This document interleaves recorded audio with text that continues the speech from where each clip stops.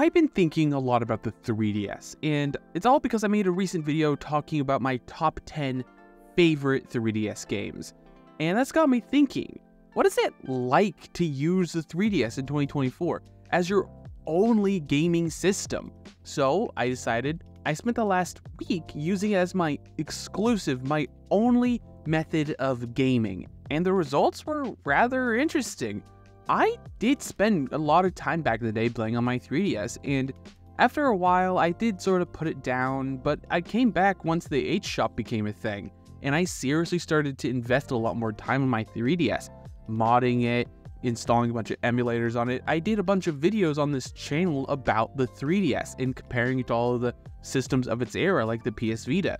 But for this video, like I said, using it as my only method of gaming, I thought was going to be more annoying or disappointing than it actually ended up being, because the 3DS holds up remarkably well, especially if you're playing a lot of some of the best games on the 3DS. In this past week, I didn't spend a lot of time playing a huge amount of games, not a huge variety, not picking up any hidden gems that I haven't played before. I just spent the time just reliving some of my favorite childhood experiences in playing a certain game for the very first time. I absolutely loved this week. I honestly thought I would have been left feeling empty or just wanting more from the 3DS than it could provide, but it honestly held a pretty decent experience. And considering I'm the kind of gamer that has a YouTube video going on one screen while playing a game on my main screen on my PC, being able to play on my 3DS, laying in bed, watching some YouTube or Netflix or something like that, was honestly a very enjoyable experience. And be able to just close the lid and go off and do something and come back and the game will immediately resume what I was doing is actually incredibly convenient. And I wish that was still a thing that a lot of these modern systems have. Still, they kind of technically don't. But thankfully, with the advent of just quick access or whatever that technology is in the PS5 and the Xbox, allowing you just to turn on your Xbox and instantly resume what you were doing, it's finally getting to the point where modern systems are doing what the DS and 3DS have been doing for 10 years. And I guess technically the Steam Deck can do it when you just sleep the system, but sometimes certain games get all weird when you do that. Something you might have noticed, I typically used and see in some of my videos in the past, I used a new Nintendo 2DS XL, and I love it. It's one of my favorite systems, but I never had an original new 3DS XL. And during the, sort of trial period of 7 days of exclusively using the 3DS, a company reached out that specializes in refurbishing and modifying and upgrading 3DSs, saving them from a possible landfill and recycling them and making them usable for everybody to now enjoy and purchase. So when RedPro first reached out and offered to send me one of their refurbished 3DSs, I thought, this is awesome. I would love to check it out, see how it does, and what they do to refurbish their systems. So they decided to send me a new Nintendo 3DS XL in a Legend of Zelda Majora's Mask Gold Edition, and that was honestly crazy. It looks amazing. I'm not entirely sure what model they sent me. They just sort of told me they're going to be sending me a Majora's Mask 3DS, so bear with me if I don't know exactly how much the one I had cost, but you can get them for anywhere between $339 all the way up to $500 depending on the kind and storage capacity you want, and they come pre-modded, and you can request up to 20 additional games that you might want on the 3DS, and I think that kind of service is incredibly awesome because some people seriously don't want to go through the hassle of modding the 3DS themselves. And sure, it's gotten a lot easier, but when you can just pay somebody to do it, it seems kind of nice. And knowing that you're getting a verified, working, in great condition unit, that is some insurance that you might not necessarily get when you go on the used market. So if you wanted to get one yourself, you can use my discount code that they gave me, discount code JustSomeJacob, link in the description to their website, and it gets you 10% off, so that's pretty nice. I didn't ask for it or anything, and they don't get any copy approval or viewing of this video, and all the thoughts and opinions are my own, but overall, it was a great experience, and from what I've seen on their site, and from what I've heard from other people, they have great buyer servicing and after-sales customer service. So I feel pretty confident in recommending them because what they sent me was fantastic, and what I've heard from other people, they've had great experience with them in the past. and I think it's a great way to buy a 3DS pre-modded and in great condition without going through the hassle of hoping you find one on eBay. But back to the main point of this video, what is it like to actually use the 3DS as your only game system? And I spent the vast majority of my time, like I said, playing some of my favorites and a game I never played before. And some of the games I played were Rayman Origins, which a game I didn't play a whole lot back in the day because I borrowed it from my brother, but I forgot how well that game runs and plays on the 3DS.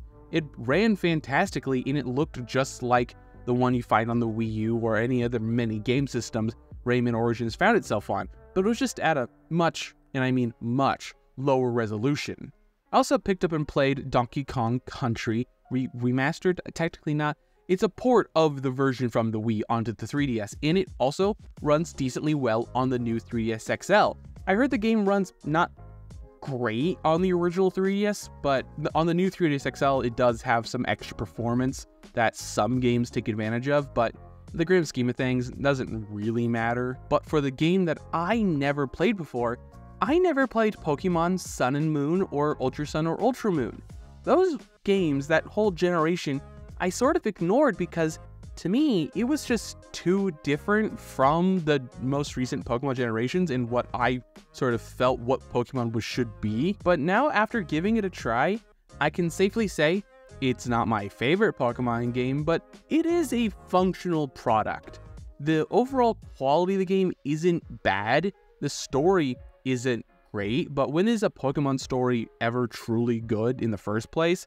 But I think, to me, what most disappointing is that, to me, the lack of a traditional gym system did heavily degrade the experience, and oh my god, is the Rotom thing so annoying because it just won't stop talking, and cutscenes in this game, if it had voice acting, it would be a lot more bearable, but they just don't stop talking, and it drives me absolutely insane when playing this game. It feels like the plot moves at a snail's pace. But now I can safely say, with my opinion not being invalidated by never actually had playing the game before, I can say Pokemon Sun and Moon, not a great game.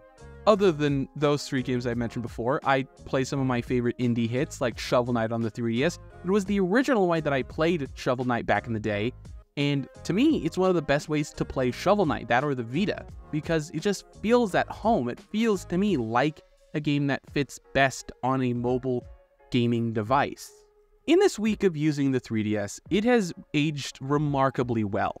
And thanks to things like the eShop making it possible for you to re-download all your favorite games off the eShop, which has now been deactivated by Nintendo, it's honestly been a great experience. And the 3DS has so many things you can do with it. You can even download and install a bunch of emulators, and people have gone to the comments and told me that PS1 games actually run really well, and I must have done something wrong. And that is probably true. After trying the PS1 emulator that was pre-installed on the Red Pro 3DS, it worked a lot better than the one on my new Nintendo 2DS XL that I personally modded. That is probably one of the perks of having a professional do it over just yourself. But I would say the experience was better, but not amazing. I still wouldn't recommend getting a 3DS for your all-in-one emulation needs.